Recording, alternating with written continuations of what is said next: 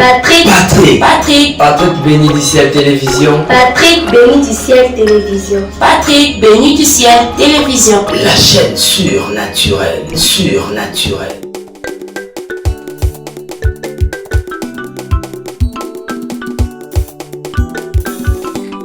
Mote Nabino Balandi, bozotala bipai biso émission Oyo Yamateya.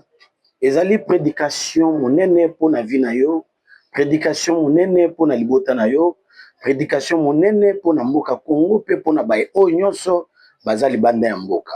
Yambo ete na banda prédication na lingaka na banda na losambo po ete esko ozala concentré, ozala branché, ozala na même ligne de diapason, même d'onde de diapason, voulais-je dire, nabiso, po ete loboko na nzambe esimba yo, esimba bomwe na yo pe libota mobimba. Na bondeli nzambe. Éternel, le bon Dieu, le tout-puissant, moko te akokai na yo, moko te azali lokola yo, mozali se likolo pe anase, se yo, libanga na talo. Yaka olobela biso, po ete biso moko tokoki te, tozoluka yo, po ete yo nde lobiko ya bomwe ya bana na bato. Tu es le secours qui ne manque jamais au jour de la détresse. Nanzela liloba oyo kangola mwana moko, kangola papa moko, kangola mama moko, na kombo na Yesu Kristo, circoncire matu ya oba olanda biso, na bondeli boy na kundima. Amen. Est-ce que vous bete la Yesu maboko makasi, est-ce que vous allez? Nzambe azwa lokumu, ezali ngai mwana na bino, leki na bino, ndeko na bino, Monsel Nanzambe, prophète Patrick Béni du Ciel, le docteur de la parole de Dieu, Naina Banda Kunabino ko annoncer un grand thème. Thème yango ezali nini? Ezali la délivrance. Bien aimé, tant que tozo parler sur la délivrance, tozo mona bomo ya mutu ezali livré quelque part, emprisonné quelque part, ezo vivre na servitude. Ils ont vivre na humiliation, ils ont vivre na captivité, ils ont vivre na oppression, na yaba possession. Et nzambe atindi biso po ete to ko annoncer sango malam oyo. Yango na sango malam oyo ekopesa olobiko, ekopesa okimia, ekolongisa yo na ba bitumba bisika ozali ya. Pesanga amen ya bien. Boakelanga fire 3 fois, fire, fire, fire. Bakisali susu fire.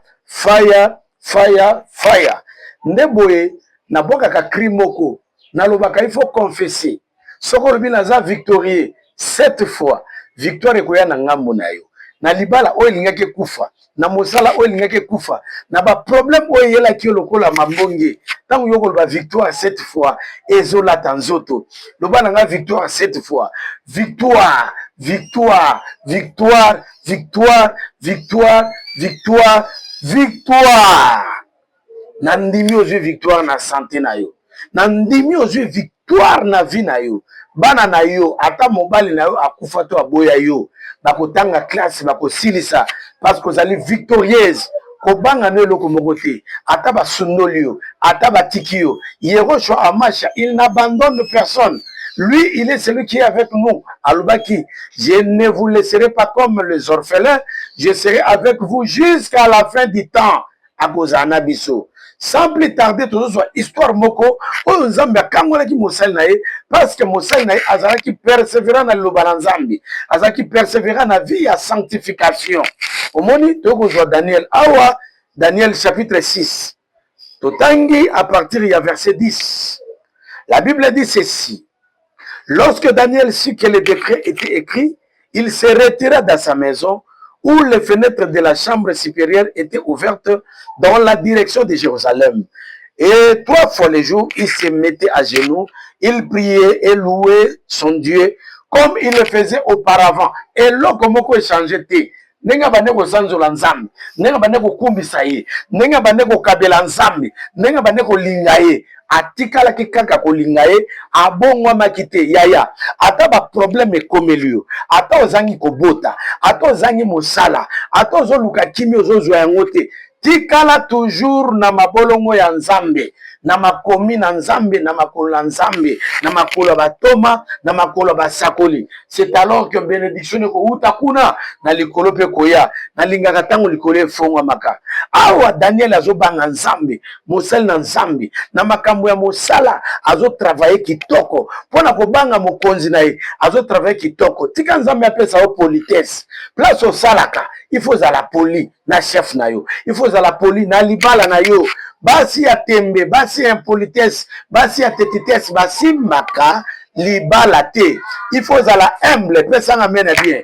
Betele su maboko makasi, kumisa nzambe siko zali, nzambe na lola zo pesa yo esprit ya politesse, esprit ya kimia. Ozomona, il faut le fruit de l'esprit et vendre dans la kati na yo. Wana to mona ngona Galates chapitre 5 verset 22. Alors Daniel azaki na problème te. Baluki Daniel na problème peut être ba joyeux. Ba moni ete. Okozala innocent, mais ana bat o ba sangana ka baluka ka yaya. Okozo sali ba mabete. Ndeka nzambe asalo kitoko epesa batu musu kanda. Ndengo zana taya bien longia kitoko mayele. Ba misusu ba okaka kanda poni asa mayele boy. Aolo ba français bien. Aotanga kitoko ya kutana kana mibale ya bien, mibale ya chance bakabela kaye. Batu musu ba ozwa kanda likunya ya pamba. Oza na problème na bango te, boza pe kolo moko te, boza pe libota moko te. Ozomona. Ava bandiko luka Daniel makam. Pourquoi? Parce que nzambe apesa ki bango esprit supérieur. Shadrach, Meshach, Abednego na Daniel. Na kolobela kutu makambo ba changement ba kombo wana te. Mais na ina kota mramona makambo na kolobela ya délivrance. Bakisela nga mena malunga. Yozo talanga pesa nga men. Daniel innocent. Okozala innocent. Mais banguna ba bongisa prison pona yo. Opesa ka bango mbote. Okabela ka ba semeki. Ozalaka gentil. Ozalaka serviable, hospitalière.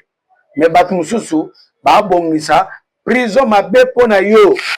Na tomboli loboko lokola mosakoli. Mabe ba luka pona yo.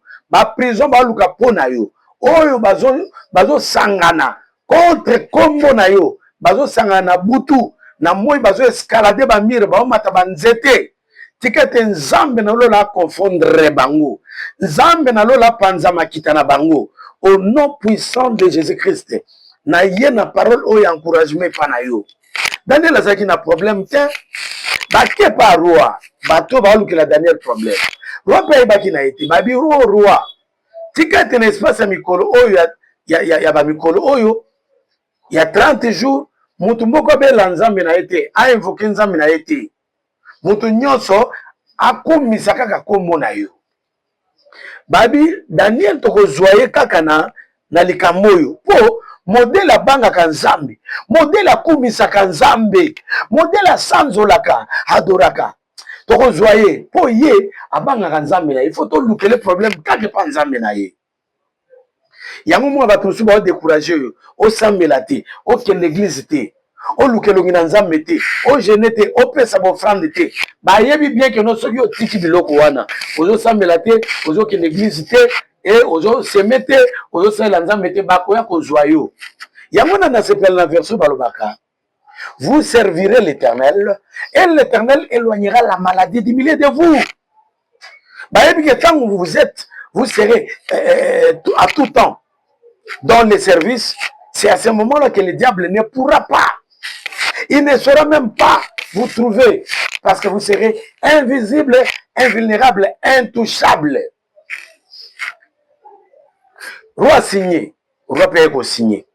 Mais roi linga qui Daniel, Shadrach, Meshach, Abednego. Mais il va quitter que nous allons tirer les pièges balongola. Un bon gouverneur oyo.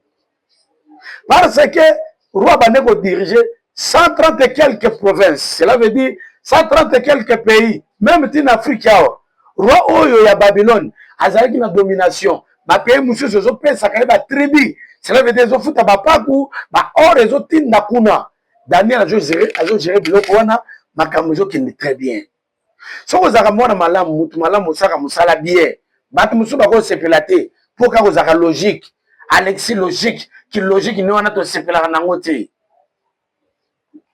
Roi asigné ntango roi asigné ekomami motu oyo akoboya kokumisa nzambe oyo ya roi tokobwaka ye na libula bakosi kuna babandi kokotisa bakosi bagene bakosi babandi kokufa nzala mpona kozela motu oyo akoboya kofukamela mobeko ya roi.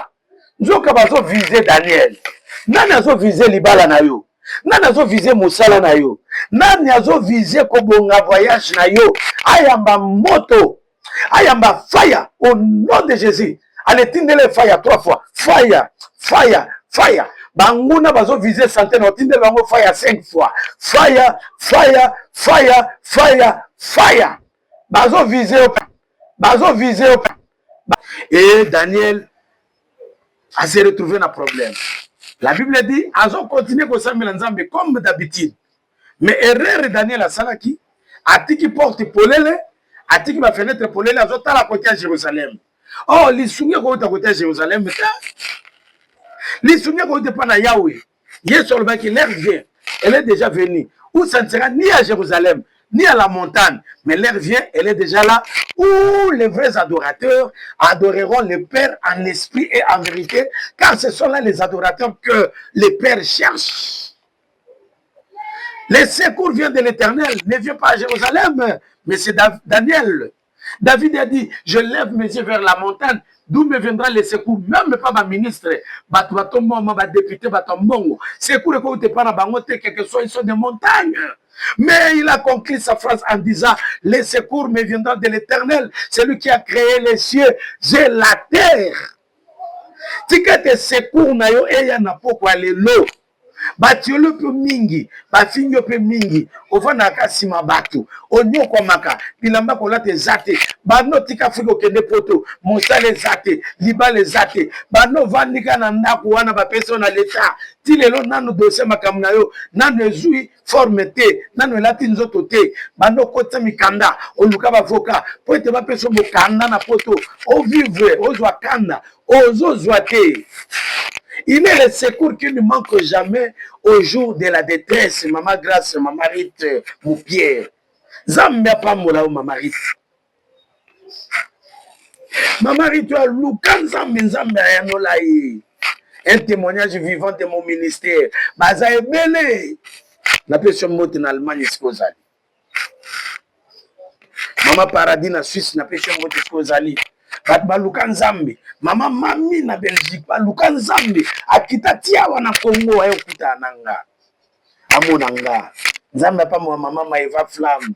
Tala bilombe na kondima. Bamona loboko na Nzambe, bazebele. Mama Jocelyne États-Unis Nzambe pa mbola. Nzambe pa mbolo zo la nabiso, loba mena bien. Nzambe atombola yo, Nzambe afulukisa yo, abeso kimia. Bien-aimé, c'était fort et terrible. Daniel est responsable à tika bana na ye, a tika mwasi na zo kende na liwa. Porte ni na liwa ba fongol pona vie na yo. Balingo kufa. Tika te liwe longa musika na yo. Au nom de Jésus, loba kwa David, je ne mourrai pas. Loba nanga, je ne mourrai pas. Loba na sima nanga, je ne mourrai pas. Je vivrai et je raconterai les œuvres de l'Éternel. Ah, et là, t'as nzoto na kombo na Yesu Christo. Daniel, atiki ba porte polele, ba fenêtre polele. Bible lobby, banguna Daniel ba ko kota na kati ya ndako. Bakangi Daniel azo sambela. Soko zo sambela kanga ka ba porte na yo. Kanga ka ba fenêtre na yo. Enyolo ba longwa na kati ya distraction. Bible lobby, si vous voulez prier, entrez dans votre maison. Fermez la maison. Fermez la chambre. Invoque Dieu qui est dans les lieux célestes et il t'écoutera, il t'exaucera. Que ça m'amène à bien, que ça m'amène à malonga. Mais tu laisses ma bonne macasse. Dans verset 15, Balobi, les rois furent très affligés. Dans 14, quand il attendit cela, il prit à cœur de délivrer Daniel. Jusqu'au coucher du soleil, il s'efforça de les sauver. Mais ces hommes insistèrent auprès du roi. Roi Mounani Pouabikisa Daniel a délivré. Mais bato va insister. Bando qui va insister à kobala te. Bazo pesa ba sacrifice, ba offrande. Bato va insister. Roi a pouvoir. Il y a délivrer Daniel. Mais ba ko rappeler le roi. Balobi oyebite que non mi beko. Il y a ba perse. Na ba med ba changer ka ngote. Oko tika la kaka ndengo wana na se mi beko. Ba insister, ba insister, ba insister. Ti eko senga keno bandima Daniel abwa kamana libula bakosi. Bible zol bana verset 16. Alors le roi donna l'ordre qu'on amena Daniel, qu'on le jeta dans la fosse au lion. Le roi prit la parole et dit à Daniel, puisse ton Dieu que tu sers avec persévérance te délivre.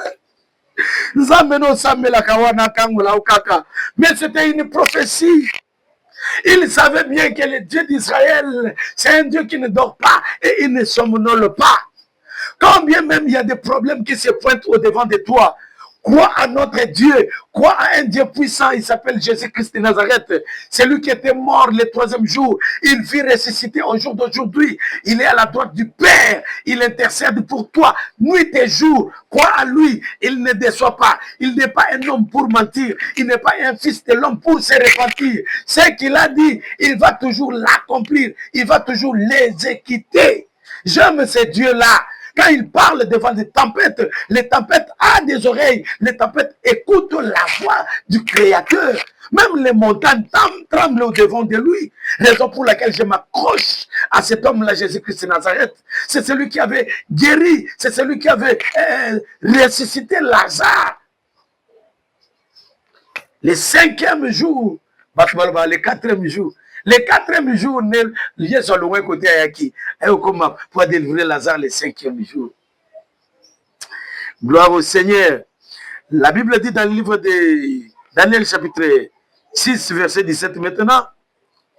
On apporta une pierre.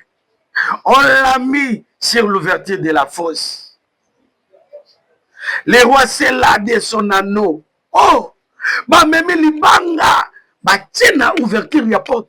Pour être Daniel abimate. Atika la kuna. Bah, luka moussa nebeba. Et si mbate ou échoué. Bah, c'est fait là. Bah, tika la kuna. Bah, tiens libanga. Barrière, blocage. Nazolo bana poko alelo na tongo alelo. Je ne sais pas l'heure à laquelle toi tu me suis. Tikete libanga wane longwa. Au temps de Lazare, la pierre a été ôtée. Au temps de Jésus-Christ pour la résurrection qui a été annoncée, la pierre fut ôtée. Et au jour d'aujourd'hui, à ton temps, la pierre qu'on a mise au devant de toi pour que tu sois étouffé, les ministères étouffés, le travail étouffé, les mariages étouffés, hein, les commerces étouffés. Ce soir, ce matin, je te le dis, la pierre doit être ôtée au nom puissant de Jésus-Christ de Nazareth. Il y a un ange, la Bible dit, l'ange de l'Éternel monte une garde à ceux qui craignent l'Éternel pour les arracher du danger.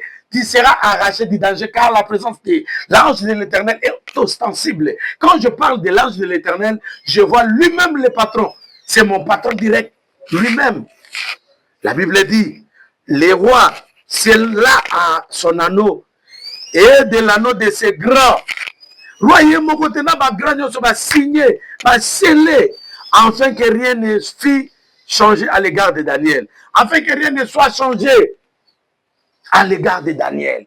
Pour le logo moko changer te, nous avons blocage, au tika na blocage. Nous avons annoncé logo ils ont changé. Na lobby loba ensemble le quoi mosakoli. Une chose vraie arrive dans ta vie. Il y a un changement spécifique dans ta vie.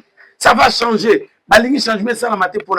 Ça va changer car la parole de Dieu déclare, voici vous verrez de nouveau la différence entre ceux qui servent l'Éternel et ceux qui ne le servent pas, entre les justes et les méchants. Il faut qu'il y ait la différence, un changement spécifique adéquat dans ta vie. J'annonce cela en qualité d'homme de Dieu, en vertu du pouvoir qui me sont conférés. Et la Bible dit 18, le roi se rendit ensuite dans son palais. Il passa la nuit à jeun. Il ne fit point venir des concubines auprès de lui. Il ne put se livrer au sommeil. Tala, il y a un véritable roi qui ne dort pas. Il s'appelle Yehoshua Hamashia. Quand toi tu souffres, tu es sur le lit de l'hôpital. Avec la maladie de sida, de diabète, de tuberculose, la maladie Oh, la maladie cardiaque, quelle maladie? Tu souffres de maladie des poumons, la maladie, je sais pas, cirrhose des foies, maladie nine. Il y a un roi qui ne dort pas, qui ne somnole pas. Il s'appelle Yehoshua HaMashiach. Quand tu l'invoques, il est présent, il descend, il a sauvé Jonas dans le ventre du poisson, dans la mer. Il n'y avait pas de communication, il n'y avait pas de téléphone. Malgré le bruit des avions, des fusées. Mais là en haut, il a écouté la voix de Jonas. Il a ordonné au poisson que les poissons vomissent Jonas. Je déclare que tout poisson qui t'a avalé te vomisse maintenant au nom de Jésus-Christ. 20, verset 20. Et s'approcha de la fosse. Il appela Daniel d'une voix triste. Le roi prit la parole et dit à Daniel, Daniel, Daniel, serviteur du Dieu vivant, ton Dieu que tu sers avec persévérance n'a pas pu te délivrer des lions. Et Daniel répondit, roi, vis éternellement. Daniel n'est pas mort. Aïe, aïe, aïe, aïe, aïe, aïe, aïe, aïe. Ton commerce n'est pas mort. Ta vie n'est pas morte. Tes enfants ne sont pas morts. Ton mariage n'est pas mort. Oh, ton élévation n'est pas morte. Ton succès n'est pas mort. Tout ce que tu fais est vivant car il y a un esprit qui a ressuscité Christ d'entre les morts. Cet esprit-là vient en toi maintenant pour te délivrer de la fosse. Écoutez la voix de Daniel. Le roi a parlé, il a pensé que Daniel allait toutefois garder son silence. Il pensait que Daniel était déjà mort, mangé par les lions qui étaient affamés pendant plusieurs jours. Mais en ce moment, Daniel répond au roi. Il dit, oh roi, vis éternellement. Et ce qui m'étonne, cette phrase termine par un point d'interrogation. Oh roi, vis éternellement. Cela veut dire, toi, tu ne vivras pas éternellement. Le roi qui a ordonné que je sois ici, tu ne vivras pas éternellement. Il y a quelqu'un qui vit pour l'éternité. Il s'appelle Yehoshua HaMashiach. La Bible dit, il est le même hier, aujourd'hui et pour l'éternité. Il a dit, mon Dieu a envoyé son ange et fermé la gueule des lions qui ne m'ont fait aucun mal parce que j'ai été trouvé innocent devant lui et devant toi. Non plus, roi, je n'ai rien fait de mauvais. 23. Alors le roi fit très joyeux. Il ordonna qu'on fît sortir Daniel de la fosse. Aïe, aïe, aïe, aïe, aïe, aïe. Daniel était sorti par l'ordre du roi parce qu'il n'a pas trouvé de faute devant Dieu et devant les rois. Aïe, aïe, aïe, j'aime la parole de Dieu. Oh, 24. Le roi ordonna que ces hommes qui avaient accusé Daniel fils amenés et jetés dans la fosse aux lions et leurs enfants et leurs femmes. Et avant qu'ils fissent parvenir au fond de la fosse, les lions les saisirent, brisèrent tous leurs os. Parole du Seigneur. Aïe, aïe, aïe, aïe. Avant de quitter la liboulou, le roi a ordonné. Daniel Bazawapi. Où est l'accusateur de votre famille? Où est l'accusateur de tous les sorciers? Ils sont où? Ici, le roi a ordonné, bateau va funda kinga. Yom to funda nga. Ozolu ka obe bisa réputation nga. Ozolu ka obe bisa musala nga. Nazo ye bisa le roi va ordonner. Ba komema yo na bana na mwasi na yo. Tala. Famille ezobeba. Matangi ekota na nga muna bango. Pesa nga mena bien. C'était la parole du Seigneur. Si tu as des problèmes, des difficultés, appelle-moi l'homme de Dieu. Par le numéro qui est affiché au bas de vos écrans. Je vais moi-même décrocher le téléphone, parler avec toi, te faire passer au cure d'âme, à la cure d'âme plutôt, et à la consultation prophétique pour toutefois connaître des situations, des choses qui sont toutefois dans l'Aubirville. Voilà, c'est bel et bien moi, l'homme de Dieu, le prophète Patrick, docteur de la parole, le prophète sans tache. Et que l'Éternel vous bénisse. Nous allons nous retrouver à la fois prochaine. Je salue les coordonnateurs de cette chaîne et ainsi que les caméramens, Lévi qui me fait souffrir la tête. Un homme très compliqué, un homme mystérieux. Lui aussi aura sa délivrance. Quant à moi, je m'arrête par là. J'ai dit au revoir.